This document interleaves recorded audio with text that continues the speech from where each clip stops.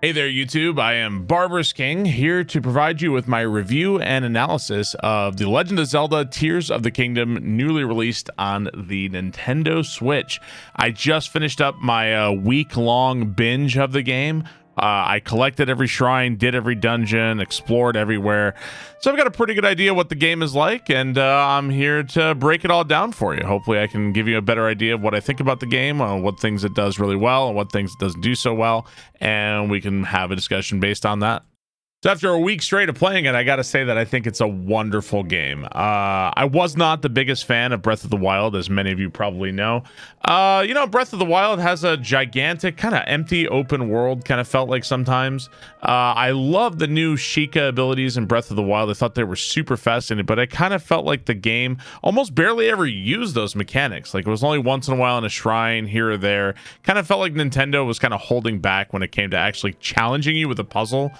I was definitely not a fan of the combat of Breath of the Wild, with the constant revolving door of weapons where, you get a weapon, it breaks, you get a weapon, it breaks. That kind of got tedious after a while. I also really felt like the divine beasts were pretty disappointing, especially compared to like the amazing Zelda dungeons in the past. Like, even Skyward Sword has some pretty fucking cool dungeons by comparison. So yeah, those reasons really prevented me from really loving Breath of the Wild overall.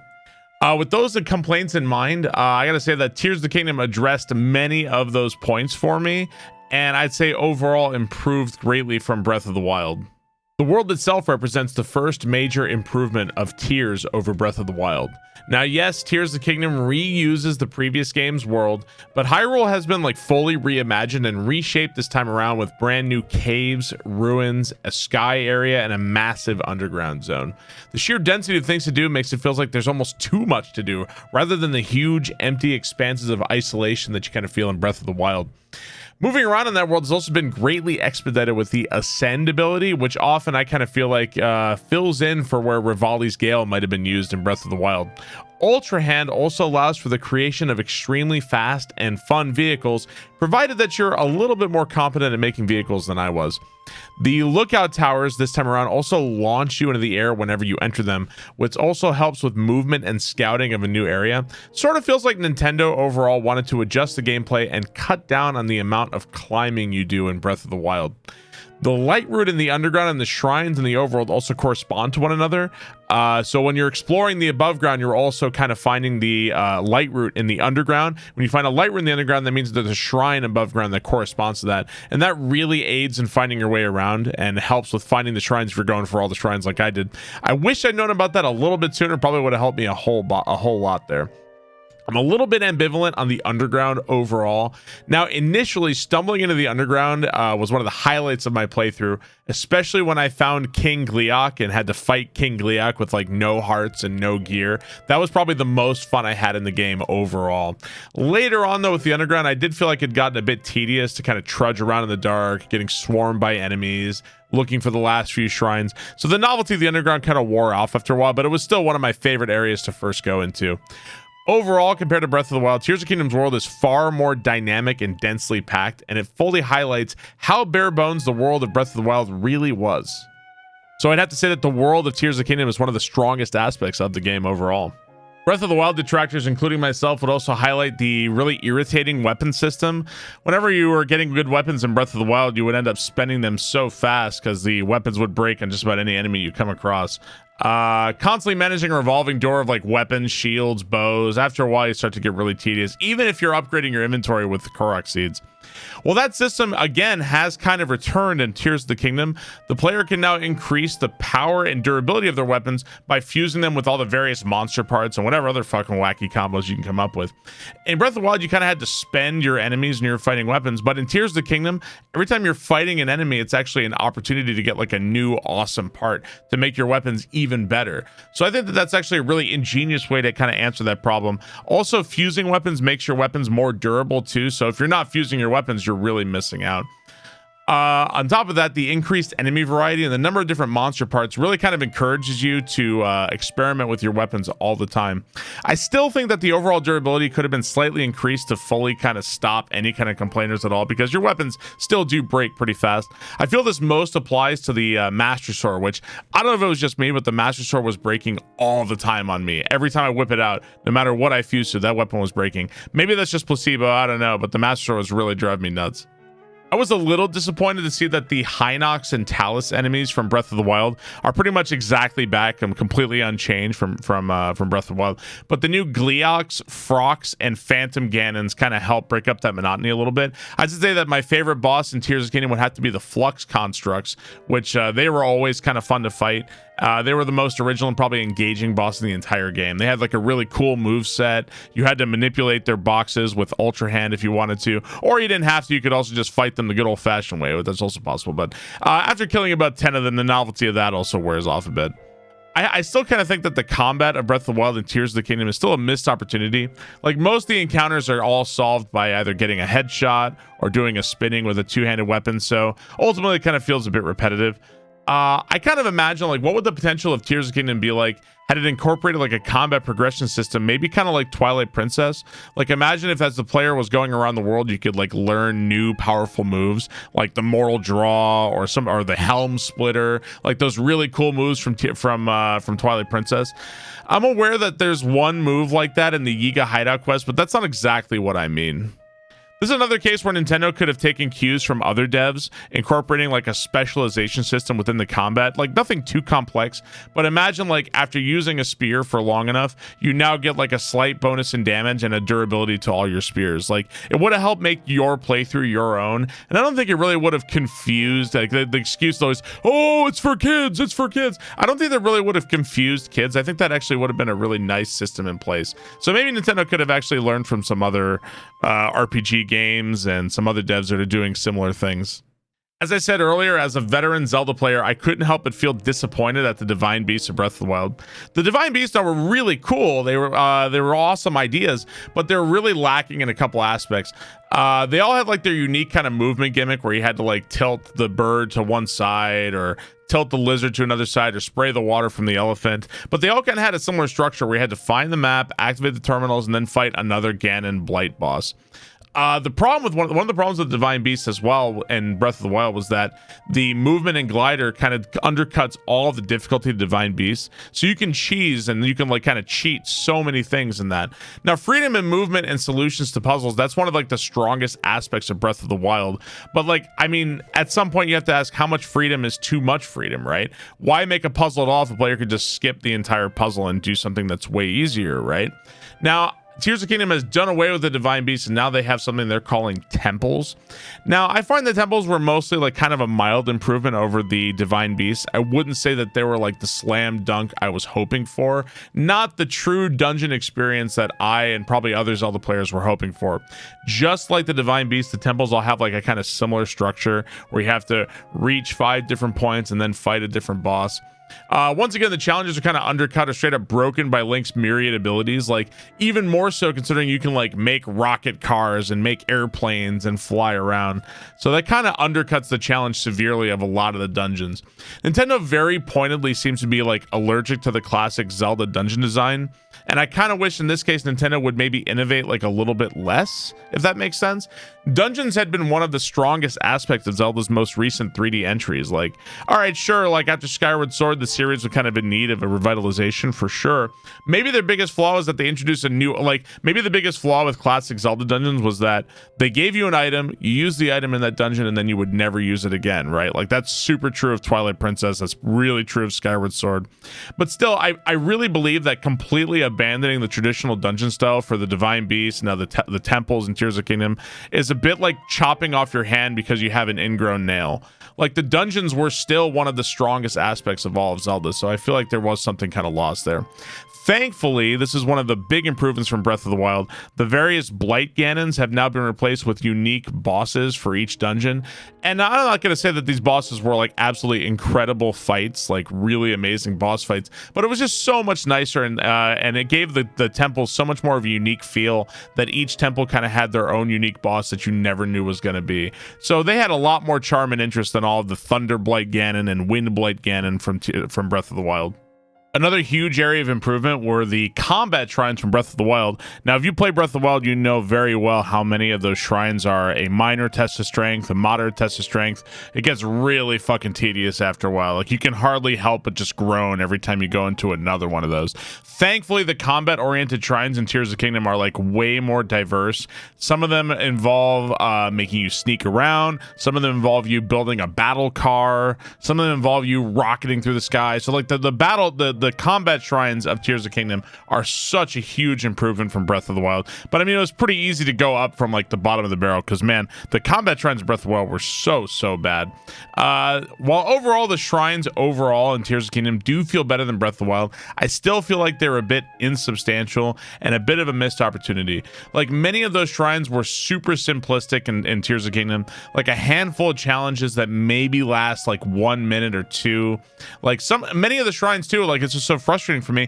They would introduce like a really fucking cool mechanic. Like, there was one shrine in the game that shows you that if you fuse a cement block to your shield, you can block flamethrowers and fire effects. I'm like, man, what a cool mechanic. And then that mechanic gets never used ever again. There was another shrine where you have to make ice blocks, then you use those ice blocks to solve different puzzles, and then that barely ever comes up ever again in the game. So the Nintendo seems aware of how amazing their physics system is in the game, yet they never want to hold you to it. They never want to actually challenge you or make you master it or do something actually more in depth with it.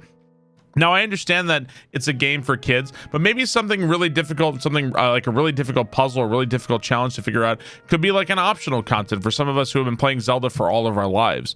So I'd say overall, it kind of contributes to a feel of every puzzle, every shrine, everything in the game feels very bite-sized, very small. So like, I came up with this on stream, and this is something I kind of stand by, that to me, Tears of the Kingdom oftentimes feels like a game of like 1,000 hors d'oeuvres and very few, if any, full meals. So like, what that means is that there's a lot of these bite-sized samples of all these crazy new mechanics, and then there's never actually like a full-on test or trial, kind of like how the dungeons felt in classic Zelda. So that in particular is something that where I feel like Tears of the Kingdom falls down a bit for me, and it feels very much in keeping with the tradition of Breath of the Wild. Mastery, if you get really good with the recall ability in particular, that feels like it breaks just about almost every shrine, and you can just kind of do whatever you want once you have the recall ability. And that's a real shame. Like, all of this is all such a shame too, because Tears of the Kingdom is like the real star of the show for Tears is its amazing physics engine. Like, my god, the items and interactions you can come up with between all of the different like zonai parts and just the different piles of wood lying around, like, it really is like truly like an amazing work by Nintendo. Like, I don't know how Nintendo does it with their physics engine, but it really is one of the coolest like puzzle playgrounds you could come up with, but they never actually do that much with it, unfortunately. And maybe you can say I'm guilty of nostalgia. That's fine. I accept that. But none of Tears of the Kingdom's temples or shrines come even like remotely close to me to making me feel like I'm back in the Forest Temple, or I'm back in the Fire Temple, or the Spirit Temple of Ocarina of Time, or the Stone Temple Tower of Majora's Mask, or the City in the Sky or Snow Peak in Twilight Princess, or like any of the dungeons from classic Zelda. Like, I've forgotten just about everything there ever were in all of the shrines and temples of Tears of the Kingdom, and I would struggle to remember, even though I just played the game. Like, it all just blends together because everything is so small and self-contained, and there's never that like real test of your abilities like anywhere in the game. There's one aspect where I actually find Tears of the Kingdom to be a step backwards from Breath of the Wild, and that would be in the new champion abilities. Now, if you remember in Breath of the Wild, the champion abilities are a little menu on the side where you can see you have like so-and-so charges of Rivali's Gale or Urbosa's Fury. Now, in Tears of the Kingdom, the champions literally follow you around if you have them summoned, and they're like walking around after you, and it's really, really fucking annoying. Like they jump in your way as you're fighting. Worst of all, even as you're like running around exploring, they can actually cause some frame drops. Like it'll actually kind of fucking stutter a little bit because they're constantly teleporting over towards you. I remember fighting a Lionel, and they were all the champions were crowded. I wanted to try him out. All the champions are crowding around the Lionel. I couldn't even see where the Lionel was as it was still attacking me. Like the abilities of the champions in Tears of the Kingdom are actually really useful. Like you got the Goron Bomb and the Wing ability and the Lightning Arrow Shot. I really wish that these abilities had been more seamlessly integrated with Link's moveset and not having them fucking walking around after you everywhere, because I feel like that was a really odd decision.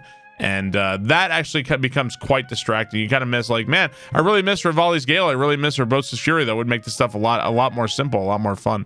So kind of a step backward in that regard, but not a huge deal. Obviously, you can also turn off the champions, but you cannot turn the champions off in the final fight, which that pissed me off because, as you know, we don't summon here. Now, story-wise, I'd call Tears of the Kingdom and Breath of the Wild a wash. I really find it impossible to get invested in basically like any Zelda story, and least of all these. Maybe the one exception of a Zelda story I actually got invested in was probably Majora's Mask. I'm certain that a lot of you are about there. You're already typing that, but Barb, Zelda's meant for children. And I would counter you by saying that young folks and children are just as capable of appreciating a quality story as adults are. And that's why certain tales, like even cartoons, stand the test of time. They are universally beloved. Like kids, adults have loved them, and they're passed down the generations. For me, I just settle for simple consequences to exist in this world. Like in Breath of the Wild, Zelda holds off Ganon for 100 years, whatever that means. And then after the events of Breath of the Wild, she just comes out and she's totally fine. Now in Tears of the Kingdom, Zelda literally transforms into a dragon. She loses herself according to the game, and then at the end of the game, once again, they people snap their fingers and she's right back the way they were. Like I just like to see this some kind of consequences, like to feel like there was something actually at stake. And yeah, I understand that that's for kids, but I think kids would also understand it makes the world scary, it makes it real, it makes it feel like there's something actually worthwhile going on, as opposed to just like disposable consequence-free storytelling where nothing can ever happen to anybody ever. So now the big question is, what is next for Zelda? You know, while I really had a great time with Tears of the Kingdom, I find the idea of another like massive open world Zelda like Breath of the Wild and Tears of the Kingdom like to be a really unattractive prospect. Nintendo has kind of openly eschewed the so-called Ocarina of Time format as being restricting, but I can't help but feel like there's kind of a sense of loss there, right? Like, even as the Zelda series went off the rails with like excessive hand-holding, gimmicky control schemes, like the really poorly constructed overworlds and the groan-worthy stories, I kind of feel like the dungeons and core gameplay of like item progression and puzzle solving still remain one of the strong points of the entire series, even in Skyward Sword, for God's sake. And Nintendo, for all we know, whenever the next game, the next Tears of the Kingdom sequel, if it's going to be, they've already made it clear that apparently this is going to be the model going forward. Nintendo might well like wow us again. Like I was definitely wowed by Tears of the Kingdom. Maybe they're gonna wow us again. I don't know. They might wow us again with mechanics that we can't even imagine right now. Who knows, right? It's a possibility, but it's also, I'd say, a possibility that Nintendo attempts to needlessly innovate, where they try to keep upping the ante with new and crazier mechanics, searching for more gimmicks that'll probably further deviate from what I would consider a timeless Zelda gameplay of dungeon crawling, finding keys, finding items, and progressing. So I want to reiterate here that I had a great time playing and streaming Tears of the Kingdom. I do not find it to be a perfect game. I would assign Tears of the Kingdom an 8.5 out of 10. By comparison, I would give Breath of the Wild a 7.5 out of 10. Please keep in mind, though, that for my scaling, 7.5 out of 10 is very positive. So is an 8.5 out of 10. So I'm sorry I didn't give it the 10 out of 10. Maybe you wanted to. I still had an amazing time with it. I'd also would not give any of the Soulsborne series a 10 out of 10. So keep that shit in mind before you start typing your angry comments at me. But I hope you guys had fun with Tears of the Kingdom, and I hope you enjoyed this review. If you could hit the like, comment, and subscribe button, I would really appreciate that. Really helps out the channel. I'd also like to do more reviews in the future. Lately, I've been losing my mind playing Darkest Dungeon 2. I would really like to get around to actually finishing my review about that game because I've got a lot to say about Darkest Dungeon 2. But anyway, thank you guys so much for listening, and I hope you guys have a great rest of your day. Bye-bye.